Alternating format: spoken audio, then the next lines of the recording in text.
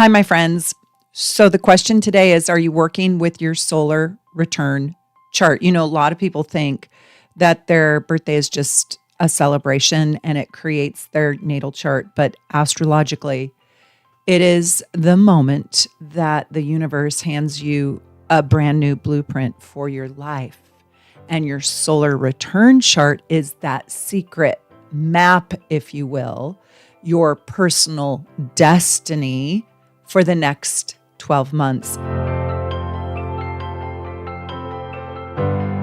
It is so shockingly accurate. It is a great prediction tool, and I'm going to give you some really important techniques in this video. And there is so much to say about the solar return chart. Are you working with yours? I don't know if I'm going to be able to get it all done in this particular video or if I'm going to have to do a series. So if you like this content, if you like learning deeper astrology, let me know if you would like for me to make this video into a series. So I'm going to show you today how you can really work with your solar return chart. So the first thing I want to say is you're not just living out of your natal chart 24/7. And we certainly know that you're not just living out your sun sign, right? 24/7. So each year around your birthday, the sky resets and it creates your energetic programming and the themes for your life. It becomes the script around who are you becoming this year? It's so exciting. Have you ever wondered why some years just explode with all this abundance and these blessings and this goodness, and other years just feel like they are, I don't know, karmic drudgery or boot camp? Whoa, this is a year I have to pay off all my karma, right? Well, this solar return chart kind of explains everything. And it's sort of your annual soul's contract. Think of it kind of like this. Before you incarnated, your soul chose a curriculum for every single year of your life. And if you are lucky,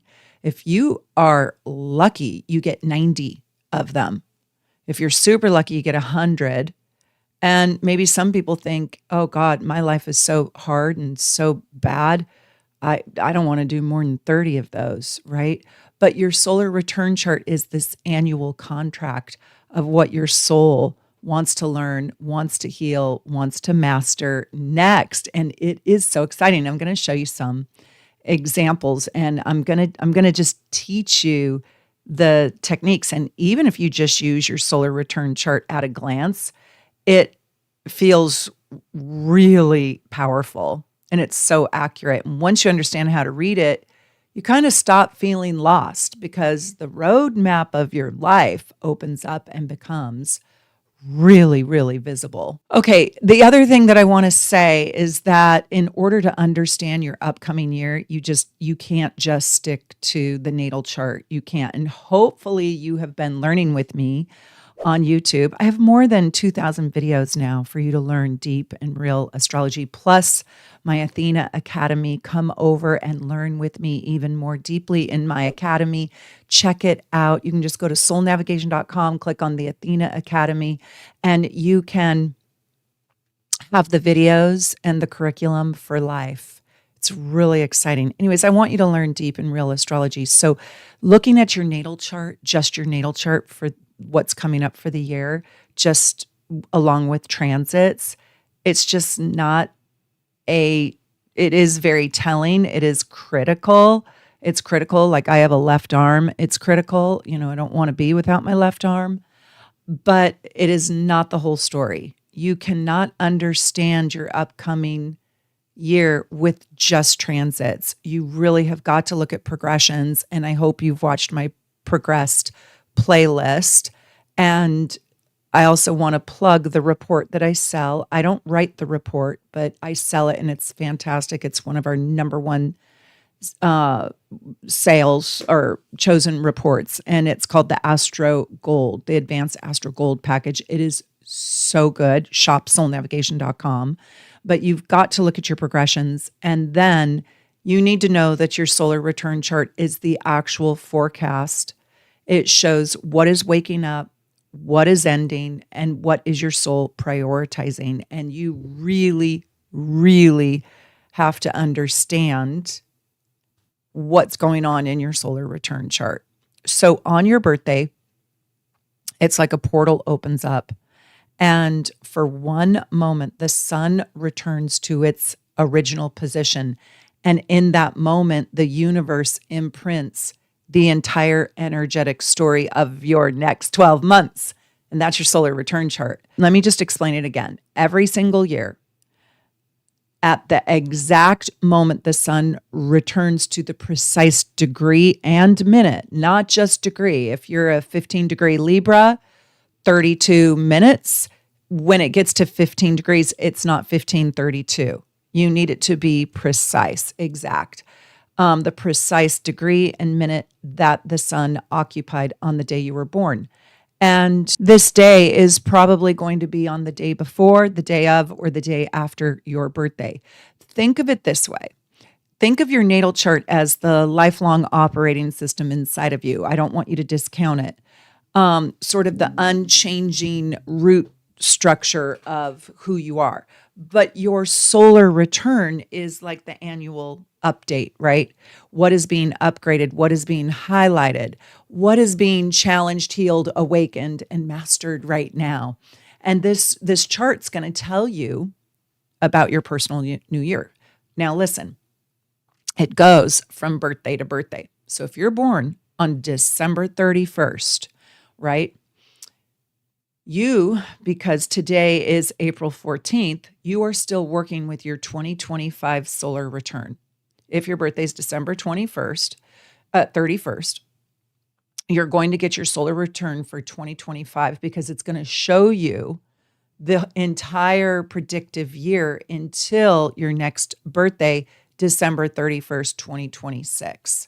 So right now in April, if you're born after April, or I should say you have to decide which chart you want to look at because it goes birthday to birthday. So for me, being born in December, I am still going to be working with the 2025 solar return chart. If you were born in November, you're probably still going to want to work with the 2025 solar return chart because it's only April.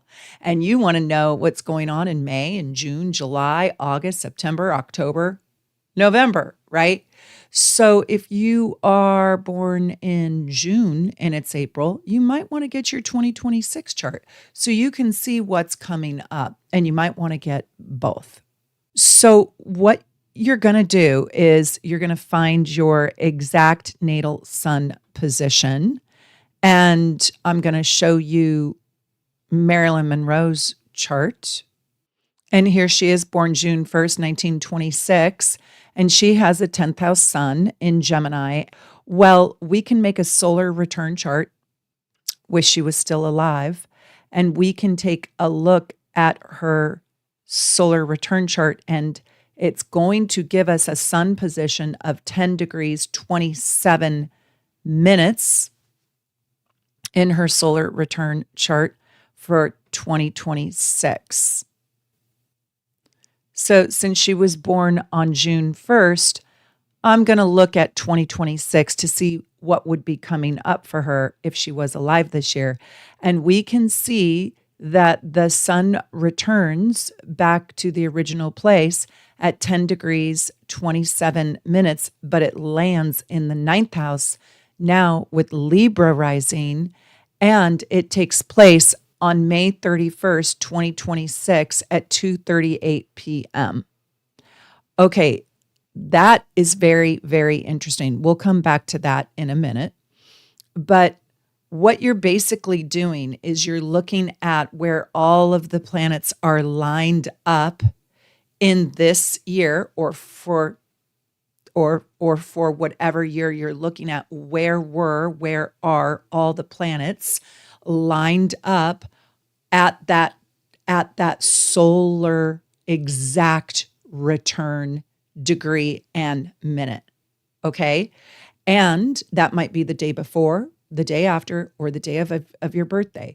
but you're going to see all of the current transits, where the planets are right now with your sun on your birthday, with your sun in the exact position that it was at the time you were born. And that's your real birthday. And that's when I like to say happy birthday to myself.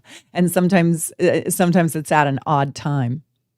Then you're going to cast the chart for that solar return moment, and you're going to see the location of all the current transits, where all the planets are at that particular date, time, and location.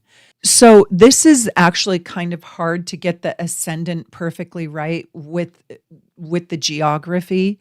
So I really recommend that you get it done through a computerized system, so it has a much higher accuracy. Now, the location matters because the location is going to create the ascendant, and it's going to create the house that the sun sits in. And the house that the sun sits in, the house, is absolutely imperative. It is critical. It is the most important thing other than the ascendant in the solar return chart. So you're going to want to see the house placement of your sun. You're going to want to see the ascendant. It's going to be a new ascendant. You're going to want to look at all your angles. That's the IC, the descendant, and the midhaven. You absolutely have got to look at the moon. Mars is the energy that you're going to carry forward throughout the whole year. And you're going to want to see the major aspects, the interplay, the dance between all of these planets. Now, I have to invite you into my debate. Okay, so debate this with me. And I'm going to tell you my experience and what my choice is. And I invite you to adopt or adapt to my choice. We have to talk about location. Location, location, location.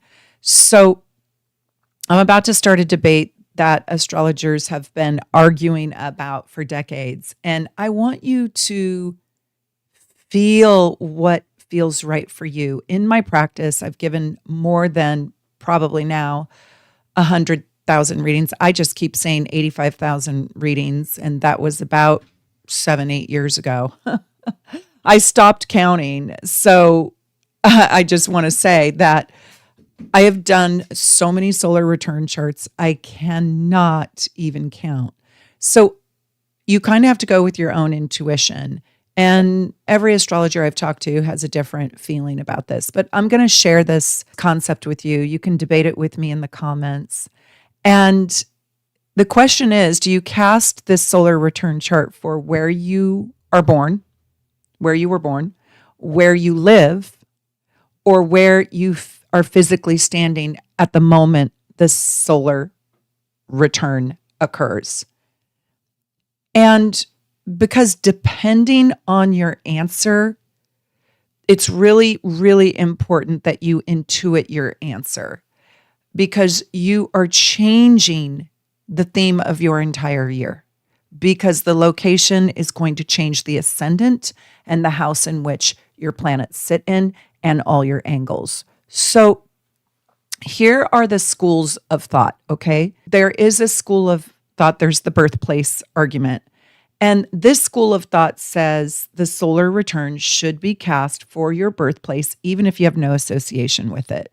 Why? Because it's your soul's original blueprint, and you are creating the solar return of your natal chart, of your soul's blueprint, right? So apples to apples. Why am I going to, if I was born in India and I now live in Indiana, don't I want to take the chart that I was born with in India, rather than advancing and looking at the contract as if I was born in Indiana, right? So it keeps the formula pure. And I do like working with the original blueprint, because this is your original karmic contract. And I also feel like this is your destiny. This is the portal in which you came through. So this is the portal in which we want to make predictions through. I personally believe you cannot relocate your karma. Yeah. And I also think that the story should be anchored to where the story started. Just one last little critical thought, I think, is the solar return is a reset of your original imprint onto the world, into this body, into this lifetime, not just your current circumstances, right? So, position number 2, your current residence. These are sort of the realists. These are the realists. The birthplace argument is the purist. And then these realists say, let's cast it where we live right now, because your life is happening here in Indiana. Your life is not happening in India, using my example. Your job is here. Your relationships are here. You planted roots here. Your body is here. And this perspective kind of says astrology must reflect a lived reality, and your environment shapes the way in which your chart is expressed. So your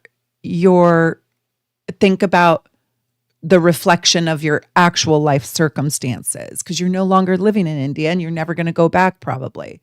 So why would I read a chart for India or Paris if I live there, if I'm actually living in Seattle? Like, let's use reality. Okay. So that's the second argument. The third position is the travel relocation argument. These are the strategists. And this is the spicy one. So if you cast it for where you are physically located at the exact moment of your solar return, it can be used to manipulate outcomes. And the people in this camp believe in, you can move the angles and you can move I don't want Saturn in the first house. I'm going to go somewhere where Saturn's not in the first house. And you can intentionally design a better year using astrology. And so, yeah, people will fly, to Bora Bora to just move that Saturn out of that gosh darn first house and put Jupiter on the midhaven and get Venus on my ascendant and all of that. And this is where electional astrology takes root. And by the way, this is what I'm teaching, how to sort of manipulate the day and the time and the event for the most auspicious, for the best outcomes. And that's electional astrology. And it is profoundly powerful. And I'm teaching that in my Seattle workshop, May 14, 15, 16, 17, 2026. It's just in a couple of weeks. Come join us. It is going to be absolutely amazing. And that class, I'm going to be teaching that all day. That's called Heavenly Timing Techniques. And I do believe electional astrology is really, really powerful based on location, time, and it is very, very powerful. It's just, do I want to do that for my whole year? For my whole entire year. So this is where I'm a blender, and I'm going to tell you how I do this. I use my birth location in my solar return chart personally. I do not relocate my birthplace for the solar return chart. Now, I do feel, however, if I was born in a place that I really did not live in, that I really planted no roots, that I was just passing by, that I lived there for a month or a couple weeks or not even a year or barely any time at all, maybe 2 years and you were out. And then you move to a place that you resonate with, that you really feel down deep in your bones is home. That is when I would pick the place in which you grew up or live. But if you're just traveling around the world, I would pick the place that represents home. And like true home. and the place where I'm not going to leave. I have my identity, my culture, my heritage. So that's when I would pick the place that I am living in. But I will tell you something truthful. I am never in the camp of, well, I was in Whistler for my birthday, so let's pick Whistler. The Whistler has nothing to do with me except it was a great adventure. I loved it. I had fun, but it isn't a part of my identity. I really love Whistler. I wish it was. I've been there many times, but I'm just saying I wouldn't pick the vacation spot. I really believe in choosing home. So you have to get out of your Virgo. This is definitely a challenge for my Virgos and Capricorns. Where is home? And home might even be a place that you didn't really even like that much. So I'm not saying what do you love the most? I'm saying where did you grow up? Where did you invest? So for me, I was born in Ohio and I lived there for less than 2 months. And then I moved to Chicago until I was a year and a half old. Then my family moved to Arizona, right? And I lived there for 21 years, practically almost 21 years. And then I traveled all around the world, literally all around the world. And I lived in 16 different places. And then I planted my roots in Seattle, Washington, where I live now. And I've lived here for I think it's 27 years now. So what would I choose, right? What would I choose? Well, I'm a purist. I choose Ohio. But I would probably glance at the Seattle one because I've spent more time here than anywhere else. And this is truly, truly, truthfully my home. I don't want to live in any other state. And if I don't live here, then I'm moving to France. But would I choose France for my solar return chart? No. And if I did live in France, would I have really picked Seattle for my solar return chart? No. Probably picking Ohio, even though I was only there for a very, very short time in my life. But it is where my soul descended onto earth and started its contract. Let's talk about the ascendant. And the ascendant is probably going to change based on the location that you choose. So the ascendant sets the vibration of your entire year. It is the mood, it is the lens in which you see out of, it is the energetic identity that you are going to wear from your birthday till your next birthday. And you need to ask yourself, what sign is rising? And then I want you to go watch in my rising sign series, I want you to go watch that rising sign. So what qualities does this sign bring into your approach to life for this year? And how does this sign shift the way in which you're going to show up this year? If you're Gemini rising this year, you're going to be a very busy person, right? If you're Cancer rising, it's an intuitively emotional year. It's a mommy year, mommy themes. And so how does this sign differ from your rising sign? And then watch yourself start talking and acting and moving in the world like that rising sign. So a solar return Pisces rising, for example, it's going to create a year that's more spiritual, more emotional, more intuitive. And it is going to be a year where your boundaries are probably tested. And if you've got an Aries rising year, this is a year where you're going to be more direct and bold and impulsive and emboldened and passionate, and you're going to be very achievement driven. So the next thing I want you to do, and this is critical, is when you have that solar return chart, you need to look at the planet that rules the sign of your ascendant. So if you're Taurus rising, where is Venus? And I want you to look at the house in which the ruler of your ascendant is in. So example, if you're Aries rising, where is Mars? where is Mars and in what sign is Mars in and what house is Mars in. And that is your best friend. That's your planetary best friend for the entire year, right? And you will see that planet come barreling forward in your life. And that's called your chart ruler. And you should be doing this for your natal chart too, like knowing where your chart ruler is. But in your solar return chart, you have to know where that chart ruler is. So again, if you have Aries, you're going to look for Mars. If you've got Taurus rising, you're going to look for where Venus is in your chart. If you've got Gemini rising, you're going to look for where Mercury is at. If you're Cancer rising in your solar return chart, the moon is your chart ruler for the whole year. Leo rising, the sun, your sun.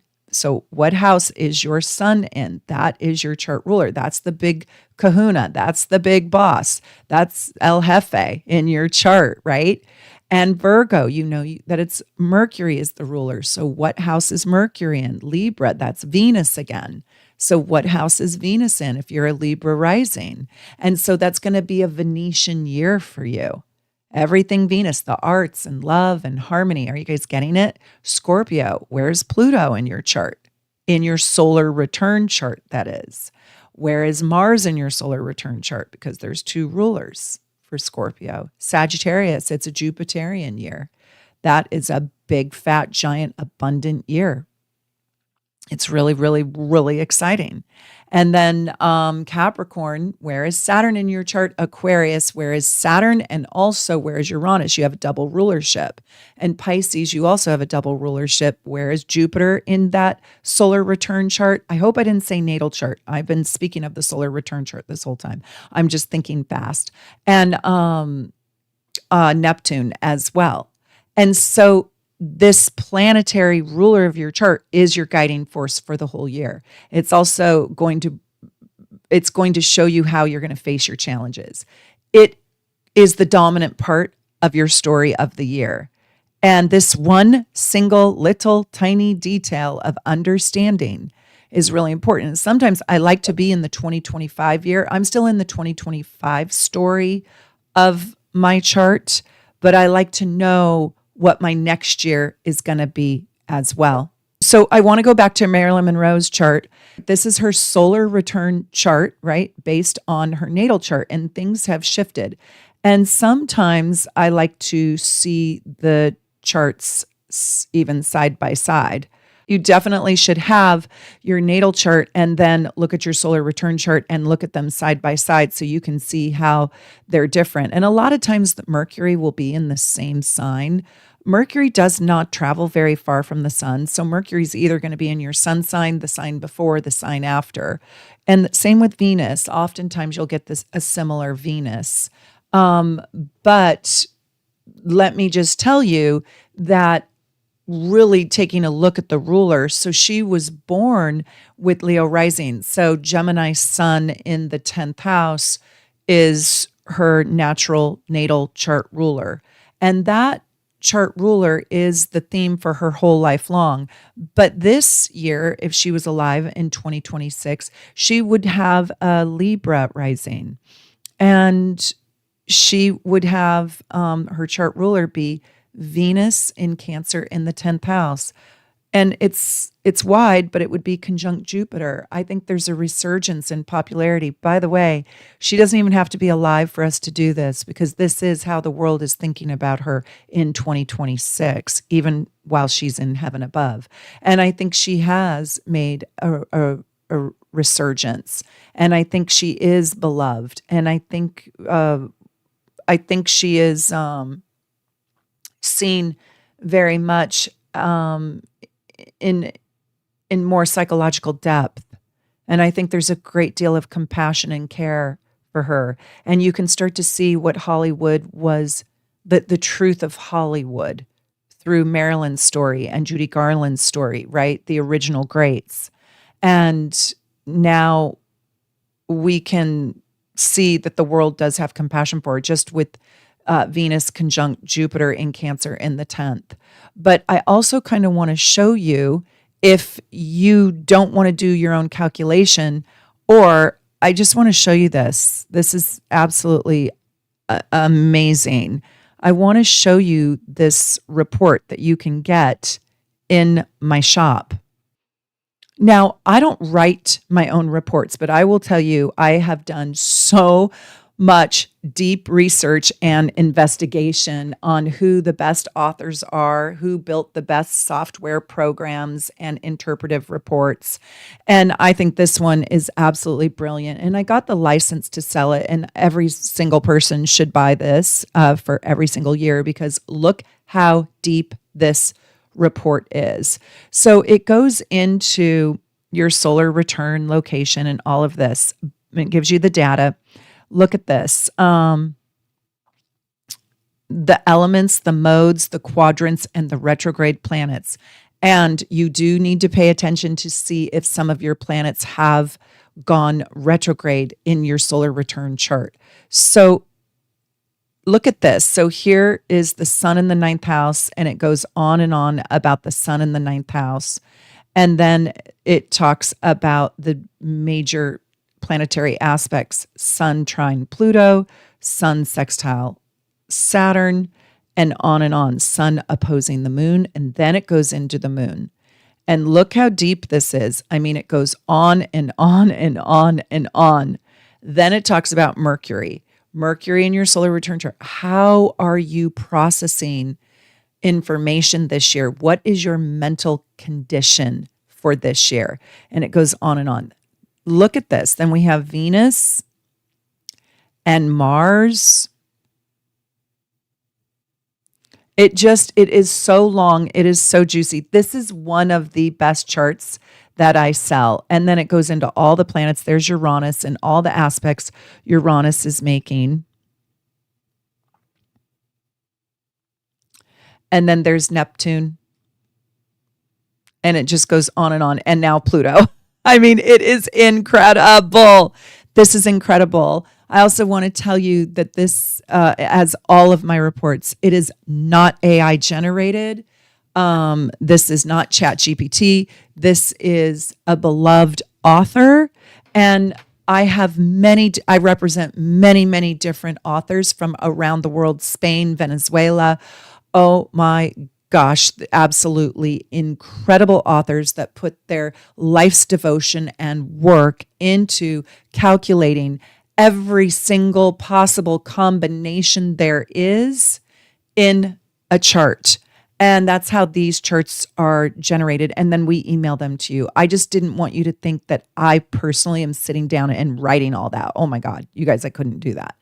But if you do want a more personalized look at your progress chart, your natal chart, your transit chart, your solar return chart, you should book a reading. And you can just book a reading at soulnavigation.com and click on Connie, Joe, or me.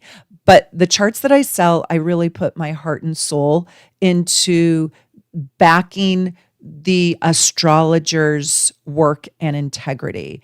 And you cannot find this information in an AI format. You know, I've checked AI before. Oh my gosh. I checked AI or not AI, I was like ChatGPT, what day is the next eclipse? Do you know that it gave me an eclipse from 3 years ago? So I don't really feel that ChatGPT or AI is up to snuff when it comes to astrology. It is not smarter than me, not yet. And it gets its dates wrong. And it gets its information wrong a lot. It is not reliable. I would not rely on AI. Anyways, saying that, I just wanted to give you an example of how detailed this report is. And it is one of my favorite reports. And you can find that at shopsoulnavigation.com if you want to support the channel. You know, every report you buy, every time somebody joins as a member, it just helps me do more free content for you. And I want you to have all this information because I want you to understand truthful astrology, real astrology. So also, if you like this content, let me know and I'll do a whole series on it. But let's just say this year you're going to have your sun in the second house. Well, now we know don't even care what sun sign you have. I just know you're going to have a second house year. So now I know this is a year about self-worth and finances. So You might receive blessings around confidence boosters or financial blessings around second house issues, but you might have some tear down approaches too, just to be very, very honest with you. You might have things that challenge your finances or challenge your self worth or make you cultivate your self worth or understand your worth by sort of trying by having the universe sort of trying to chip away at it. And also creating stability. A second house year is about building stability and security and financial wealth, and also beauty, peace, love, harmony, and the arts. Let's say your sun is in the seventh house this year. Well, this is a year of relationships. Relationships are going to be critical to you, partnership choices, and learning about life through that which is being reflected back at you. The sun, let's say, is in the 10th house in your solar return chart. Well, that's a year of creative expansion and visibility and stepping into your calling, your purpose. And that year is just so exciting. It's a year when you will want to be seen, want to be known. You can get very renowned for the work that you do. When the sun is in the 12th house, this is a year of spiritual retreat, endings, healings, and karmic closure. I oftentimes find when people have the sun in the 12th house that they are going to be forced to rest. They are either going to have a surgery or recovery or an injury or a sickness or an illness or just a very long bubble bath. This is a time when you have more reflective energy, internalized energy, where you have a year where you really maybe even pick up meditation, yoga. It's a year of stillness, right? Now, after you figure out the meaning of the house placement of your solar return sun, I want you to look and see what aspect is it in to the ascendant. And that is kind of a deeper conversation. But I just, for the advanced students listening, or advanced astrologers, just is that sun in an easy, happy placement to your rising sign? And if it is, well, things can go relatively well, like doors can really quite easily open. You have to be wise enough to see when the doors are opening to step through them. Don't just walk by Mr. Right, in the coffee shop. Stop, make eye contact, smile, and say hello. Like you have to grab onto the barnacle that is presented to you. But there is a fluidity, there is a flow when that sun is in a harmonious aspect to the rising sign. Now, if the sun is conjunct the ascendant, that's a year when you're being asked to be really authentic. Like what you see is what you get. Now, I want to also tell you that if the sun is in a square aspect to the rising sign, this is such a growth year for you. It's almost like if you were to buy a house that needed fixing up, and this would be the year that you fix it up and you pour all the sweat equity into that house and you redesign it, rebuild it, all that.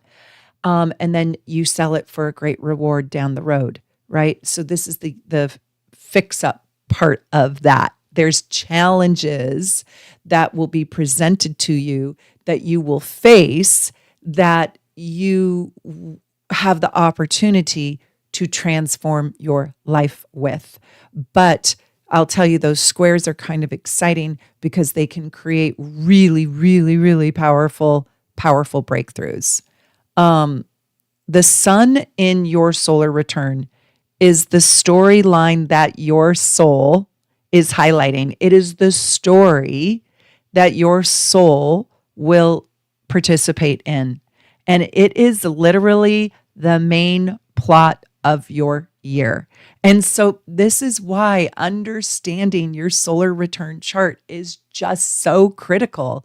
It's exciting. It's so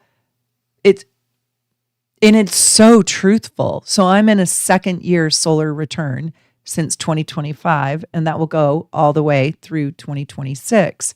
And it really is a slow growing year for me. But you want to know what else? So that's Taurus's natural house. That's Venus's natural house, right?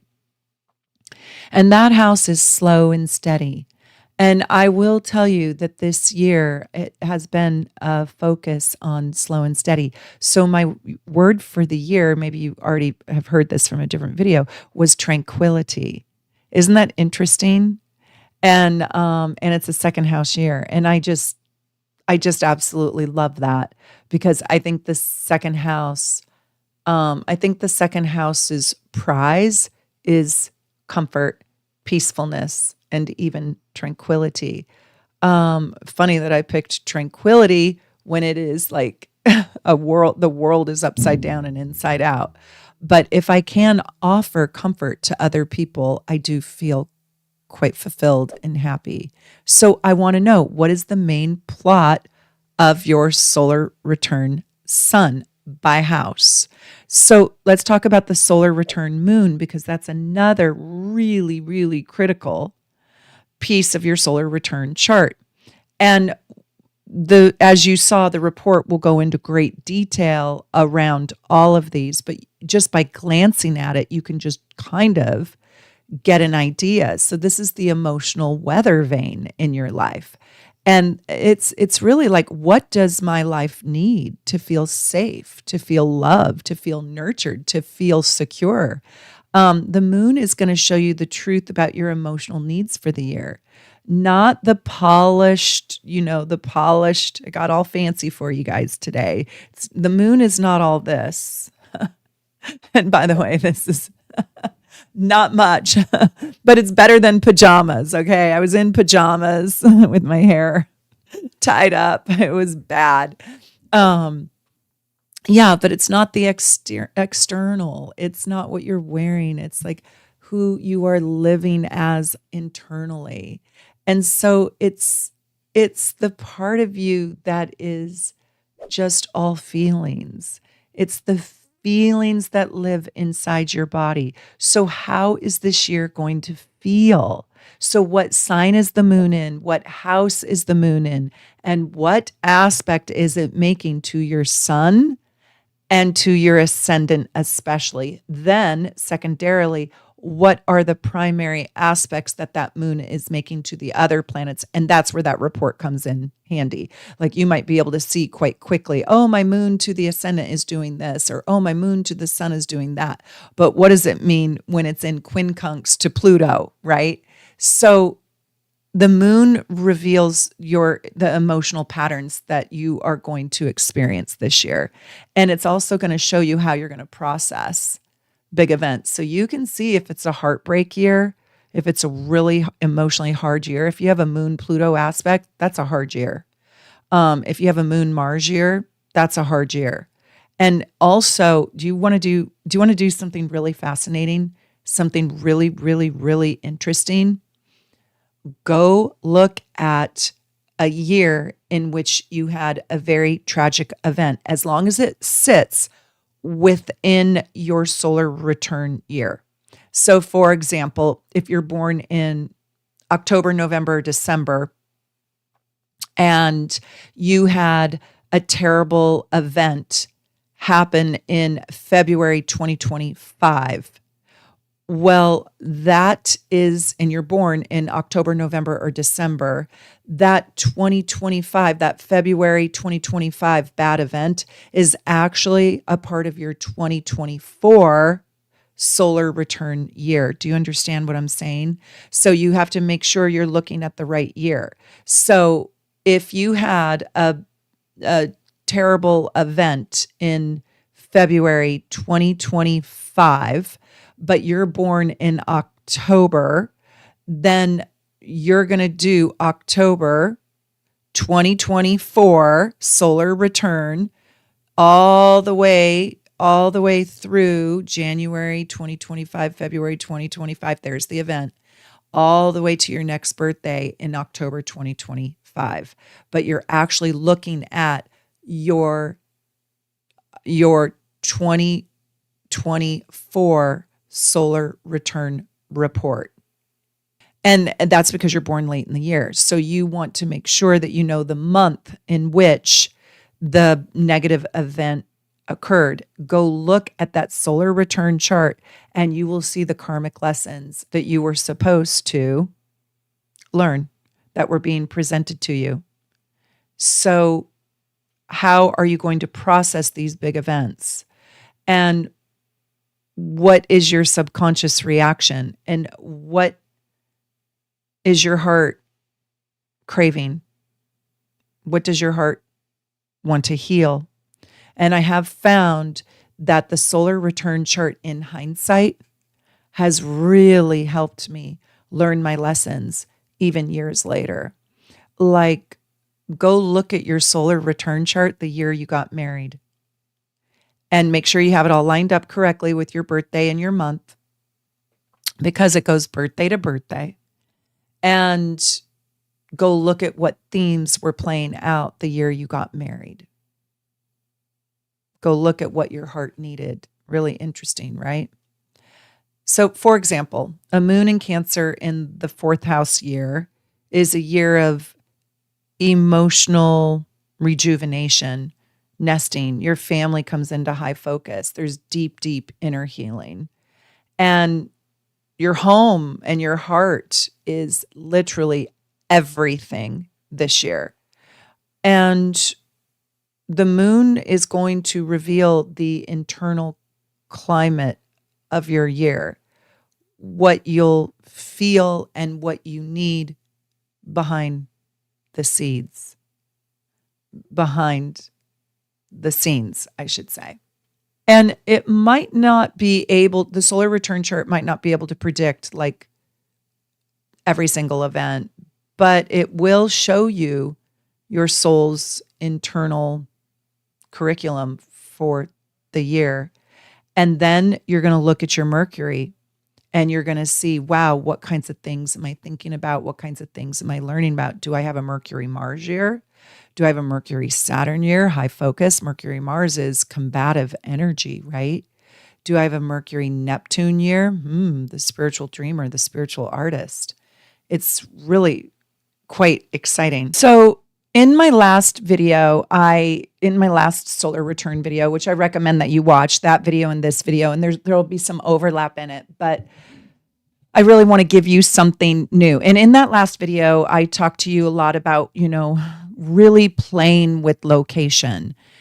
And so I want to circle back around to that really quickly. I would play with both your birth location and where you've planted roots location and what is home for you right now. I would play with both those charts and see which chart resonates more with your soul and with the story of your life. That's how I would choose that one. And you're not going to be wrong, because you're going to see that both of them probably kind of work and manifest differently. Okay, the next thing I want to do is I want to talk to you about something that report won't give you. And that report is not going to give you the chart ruler of the solar return information. And so I wanted to make this video extra special for you. So the chart ruler of your solar return rising sign. Now, that's one of the ways in which you're going to figure out which location to use, because you can get a chart for both and you can go, oh, okay, if I pick Phoenix, it's going to be the moon. And if I pick Seattle, it's going to be Saturn. Yeah, this feels like a Saturn time, right? And sometimes you might not know unless you're in hindsight. So let's talk about them. And let's start with Aries. So if you're Aries rising, you're going to go look at Mars. Now, Mars is going to be your chart ruler. I understand you're also going to look at the sun, you're going to look at the moon, you're going to look at Mercury, and you're going to look at aspects, and you're going to take time to really work with your solar return chart. But Mars for Aries rising is absolutely imperative and critical that you understand what sign, what house, and what aspects it's making to the rising sign, especially, then the sun, then the moon. And that is pretty much going to be your keyword statement of your year. And I'm going to tell you, you are being asked to be very, very courageous. Very courageous. Take your risks. And you are going to be in some sort of competition, either with yourself or with other people. And it's a year to be bold and don't sit it out. Do not sit out on this year. No, no, no. This year is a game-changing year, and you are being asked to step up and maybe even do things differently, be a pioneer, blaze the trail, be a maverick. Okay, Taurus rising. Taurus rising, you've got to go figure out where Venus sits in your solar return chart by house, and the house matters. And so you want to take into consideration the themes of that house. So if it's the fourth house, it's your family. Third house, it's your communication, what you're learning. Ninth house, it's your journeys. So Taurus rising, this is a Venetian year. This is a year of beauty. So what makes your life more beautiful, more special, more loving, more kind, more artistic, creative, peaceful, harmonious, and wealthier? What are you doing in your life that gives you more sense of self-worth, self-esteem? That is critical.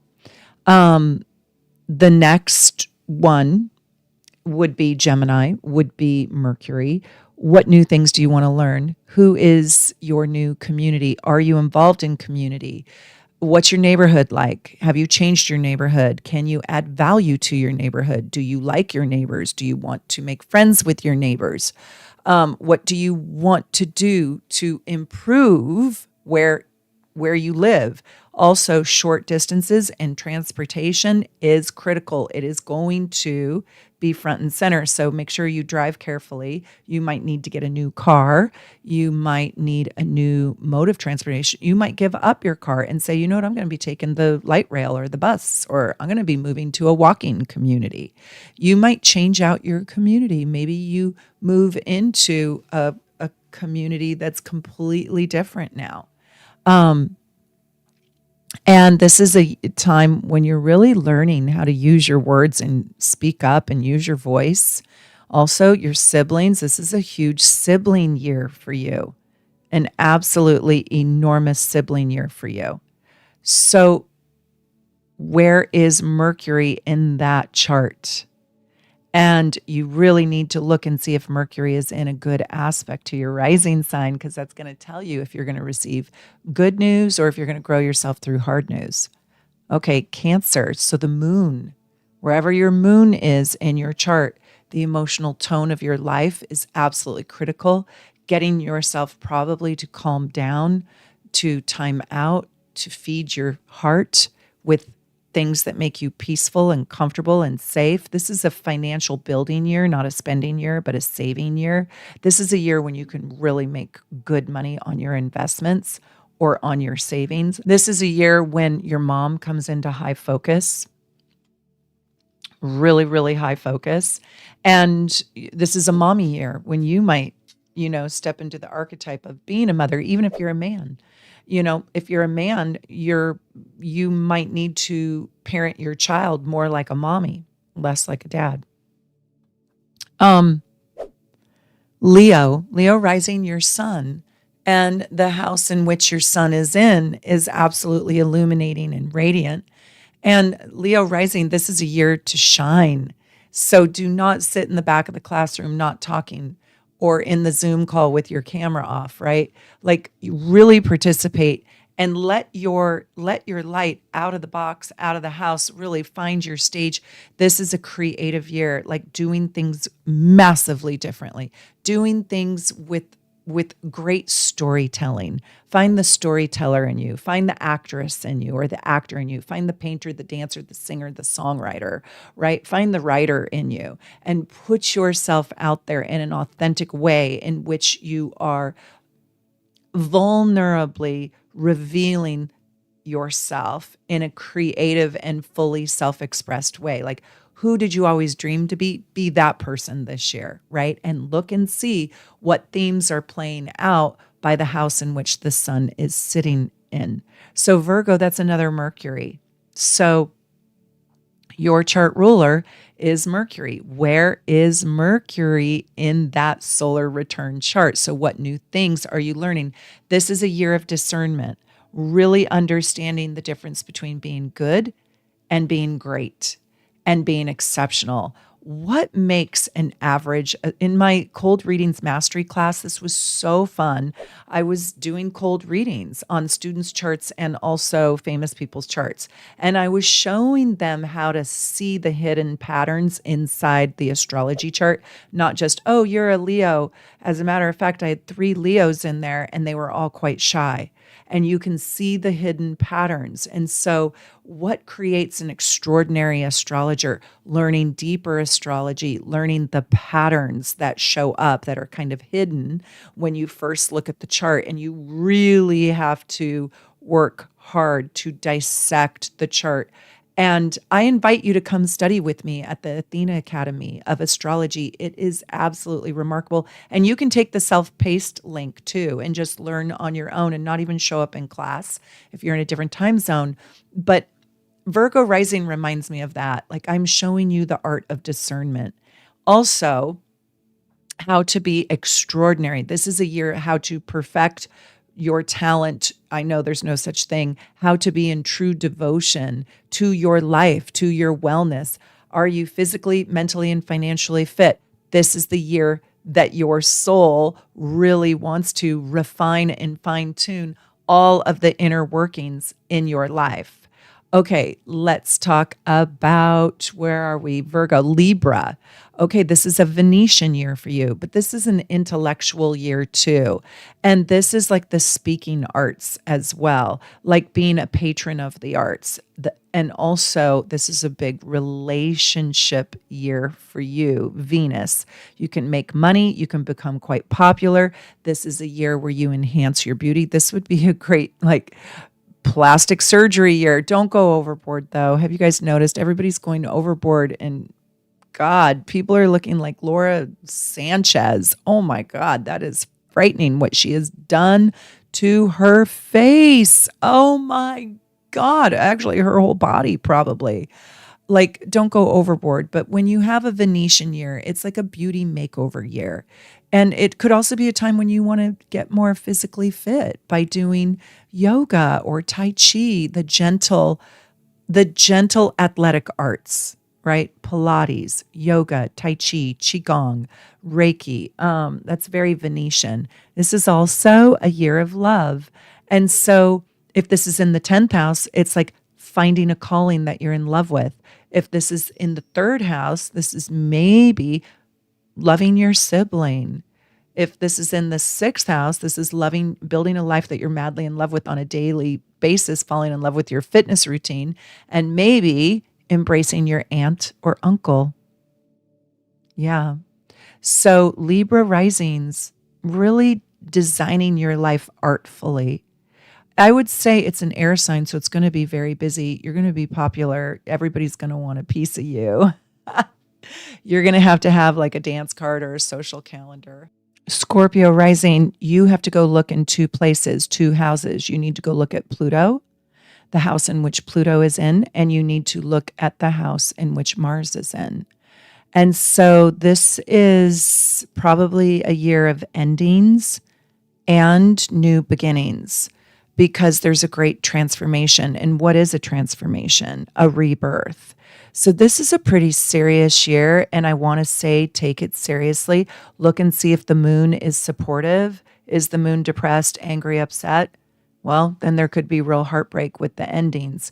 Or is the moon pretty happy? Okay, these might be much needed endings that you finally have the courage, right? The courage to actually end, and then look for new beginnings.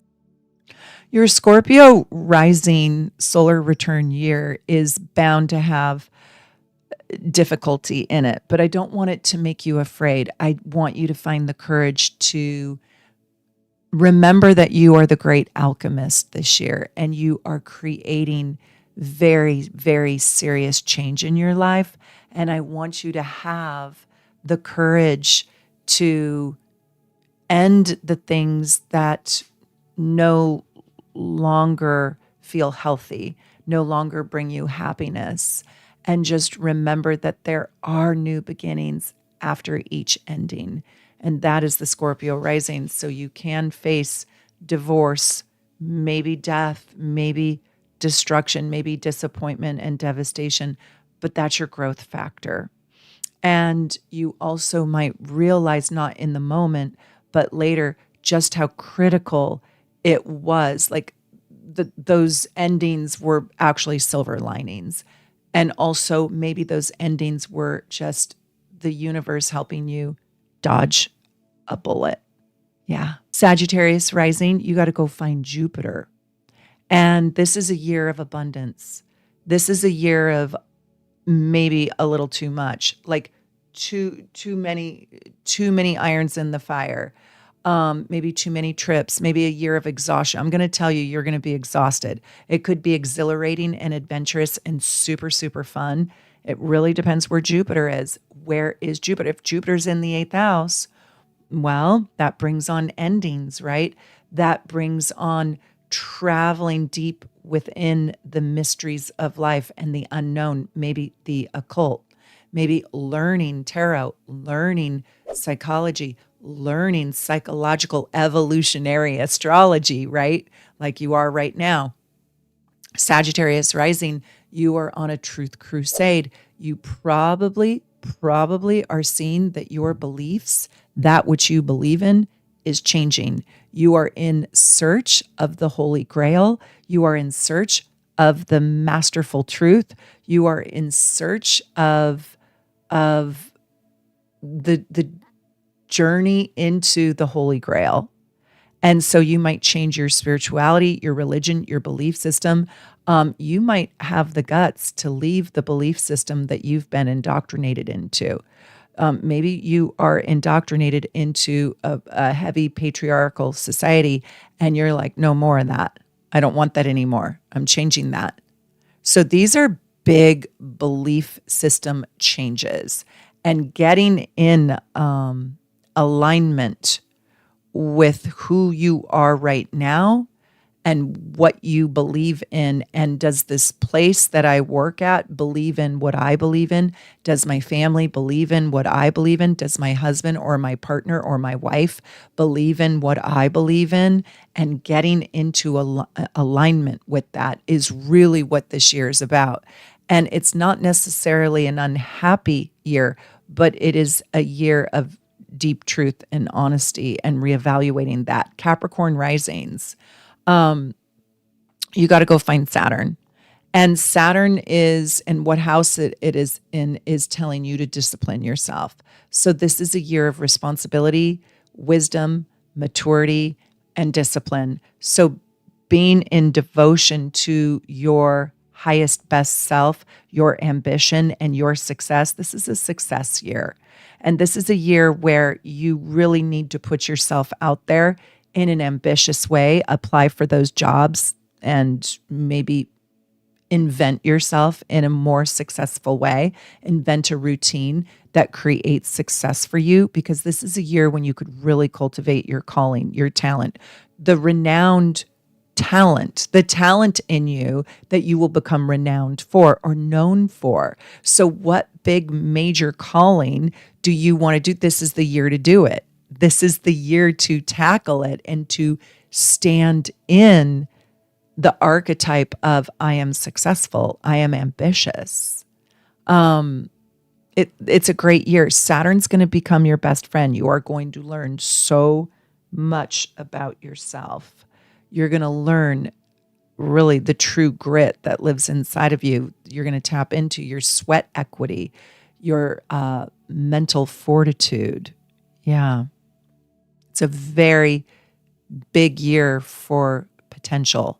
This is the year, Capricorn rising, depending on where Saturn's at, where you can find your potential. Aquarius rising, this is a year to sort of break the rules, to not live the template that has been set forth for all these years, to color outside of the lines, to create a revolution. You are revolutionary, to step into the humanitarian role that might be calling you. How can you make this place better? What systems and structures that have been outdated can you improve? Do you want to get involved in community service, politics, some sort of organization or group that could change the old archaic ways of thinking? This could also just be something very personal to you. So if this is in like the fourth house, that or even the second house, this could be you improving your financial system or you improving your home, right? Making it more modern, creating advancements in and by the way, you have to go look at where Uranus and Saturn are. You're double ruled. And so these houses will show where you want to create new energy, where you want to, it's sort of like fix and improve, but it's like advance yourself, and where you want to break free from the old stagnant rules that you've been following. So I really look to Uranus. I look to Uranus more heavily with Aquarius than I do Saturn, but I do take Saturn into consideration because Aquarius is a fixed sign and they do have a lot of dedication to their mission. Ivy, where's your cute face? She doesn't have her cute face on. She's irritated. She doesn't like me playing with her toes. Ivy is so pretty. She just has a grumpy face right now. Aquarius rising, wherever you have Saturn and Uranus, you need to look at both of those planets in relation to your rising sign. And Saturn could be in a hard place and Uranus could be in a great place, like in a trine, in a conjunction, in a sextile to your rising sign. And Saturn could be in square or opposition. Both matter. Both should be taken into consideration. And both themes. So you have a bigger story. If you have double rulers, you have a bigger story. And I want you to also see yourself as you're supposed to not just follow the rules this year. You're really supposed to sort of question and even doubt yourself a little bit so you can innovate your life in a brand new way. So where have you become stagnant? Where have you stopped growing? And take on the challenge to advance yourself, improve your situation to advance your life, and pay it forward. This is also a year of real generosity and popularity too. Aquarius risings are people who make a lot of friends. So Pisces rising, you also are double ruled. So you got to go find Neptune and Jupiter, and you have to figure out what the story is based on what house they're in and what aspects Jupiter and Neptune are making to your rising sign. And this is probably a dreamy year for you.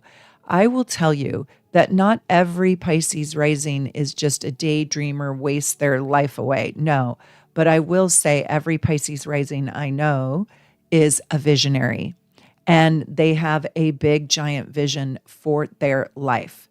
They have a dream and it's kind of like an idyllic utopian dream for themselves. So what is that? You are going to get in touch with what your dream is. What do you really want? It's probably not financial. If you're Pisces rising this year, your dream is probably something intangible like peacefulness or world peace or kindness or love or hopefulness or confidence. Just Pisces is a year of spiritual truth and spiritual honesty and integrity, like the conversation between you and God. So what messages are you getting? What are the angelic messages? What conversation are you having with spirit? And there's a psychic sensibility this year, tapping into your intuition, your compassion, your empathy, becoming an angelic vessel of love for yourself and for others is so important. And it's just going to happen. You might be by somebody's bedside, holding their hand, helping them get better, or helping them pass away, helping them transition in a way. You might be the angel, the guardian angel in the world, in your community. This is a year where you can give sort of effortlessly just by showing up in a loving, compassionate, empathetic, kind way, happy way with abundance. You can really change somebody's life. And you can also change your life. But this is a year also to cultivate the artist in you.